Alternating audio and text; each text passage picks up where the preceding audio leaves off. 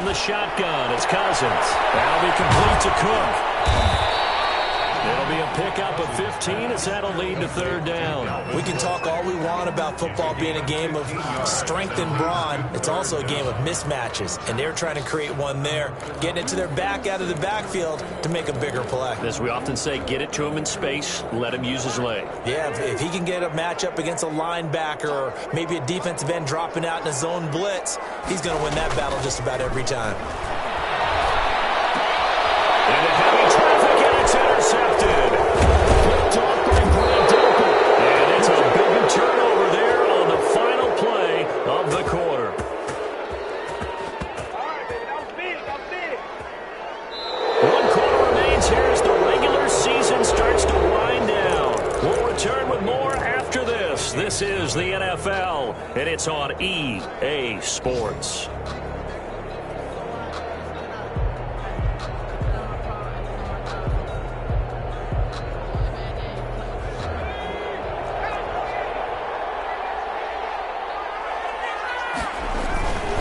Mixon with a first down carry. And he takes it down to the 10-yard line. That good for 19 and a first down. All right, I got to ask you, with these RPOs, essentially the quarterback has three options, right? So what's different from that versus the triple option that we see the service academies run at the college level? As a general rule, the triple option at the college level, most things are called outside of the quarterback faking it to the runner and then keeping it himself and maybe having a trail back. What I mean is, in the NFL, that option to throw the football all comes about organically. It's a natural deal based on reads. In college, if you're going to throw the football for triple option, you've actually called that play. And a short pickup there down to about the 9. Just a yard on the pickup there, and it'll bring up a 2nd and 9. Brings up 2nd and 9. From the gun again to Mixon. And he'll take this from the 9 down to about the 7. On the carry. Tough day, tough sledding right there, and it's been that way the entire game. Not a whole lot of room to ramble for him. Yeah, you're right. It's been that way all afternoon. Didn't get a whole lot better there. On third down, Burrow. And this is going to be intercepted. Picked off by Harrison Smith.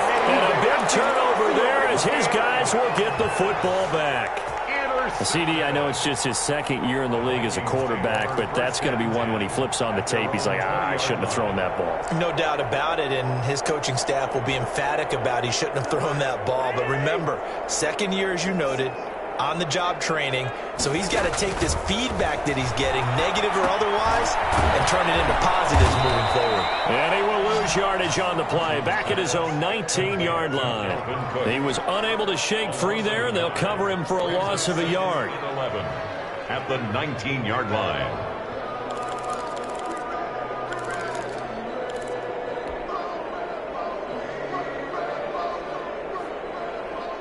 A 2nd and 11 from the 19.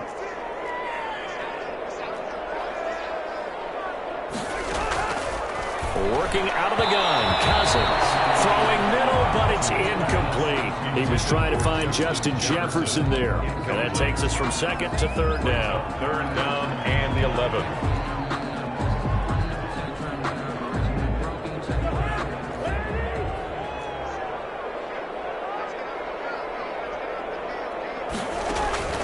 Off the play fake, Cousins. And that is incomplete.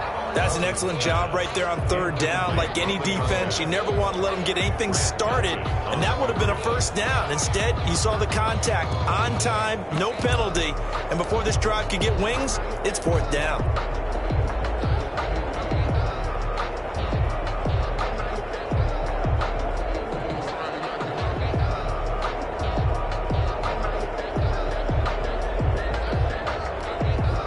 Here's Britton Colquitt now, as he'll kick it away for the 2nd time.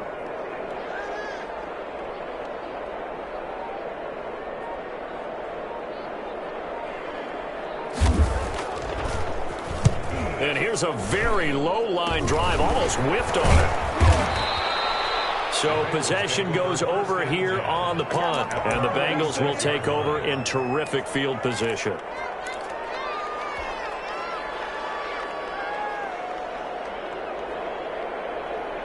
So from the 36 now, 1st and 10. They go back to the air here after the INT on the last drive.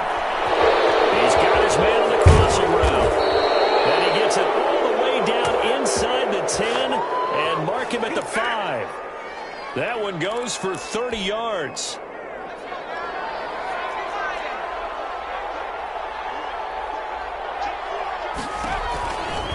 Burrow going to give this to Mixon. And the Bengals are going to be set up with a 1st and goal. He couldn't quite reach the chalk, but they'll have it at the 1-yard line. It'll be a pickup of 4, and it brings up 2nd and goal.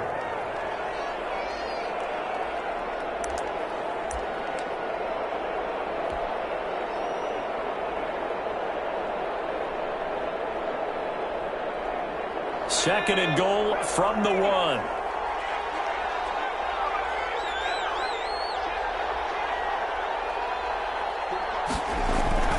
Another try for Mixon, and they are going to score again. Yet another touchdown as they just add to their totals.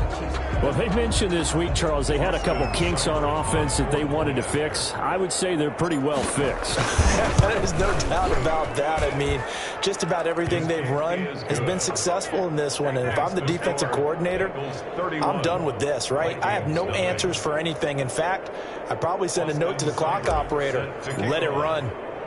Following the touchdown, here's Seibert now to kick it off.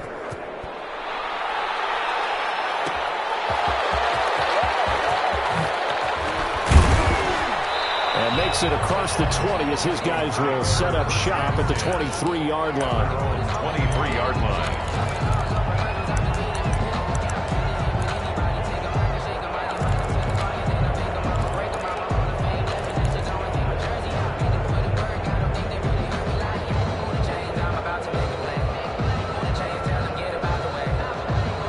Minnesota offense about ready to get this next drive underway. And let's face it, this drive is not going to have any bearing on this game, but it's kind of important for one reason, isn't it? It certainly is. You got to get points. And, okay, all right, I'm being facetious here. But you get points. You feel a little bit better about yourself as you move on to the next one. A gain of 4. Let's just make this one succinct. Nice job there. All 11 guys on defense diagnosing the jet sweep and putting it down. Just 2 minutes remaining here in the 4th quarter of what has been a one-sided affair. So the Vikings in possession of the football as we get you reset. They're looking at 2nd down now as they search for a consolation score. On 2nd down now, it's Cook. And he's able to take this one up to the 35-yard line.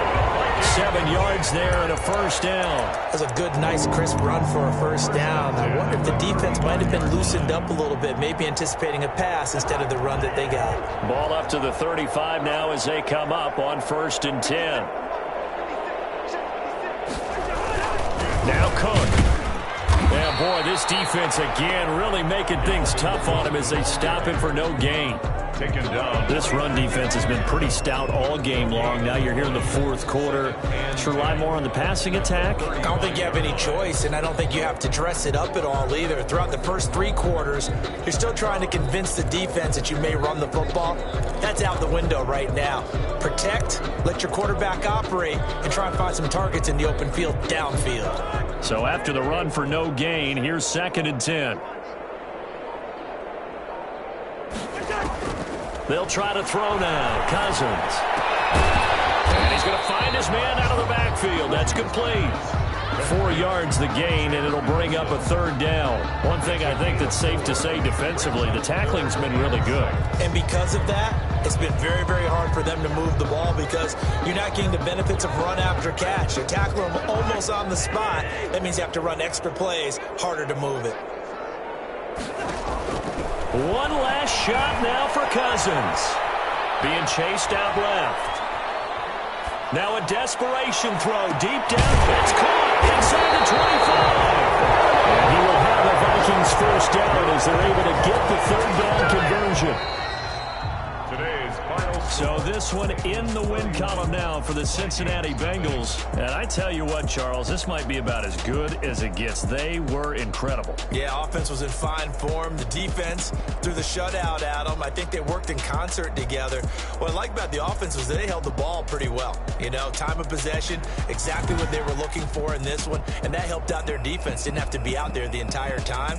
So when you do that and you're out there fresh playing, up a little extra spring in your step, and it showed up in this one. They had a ton of spring in their step. Impressive victory.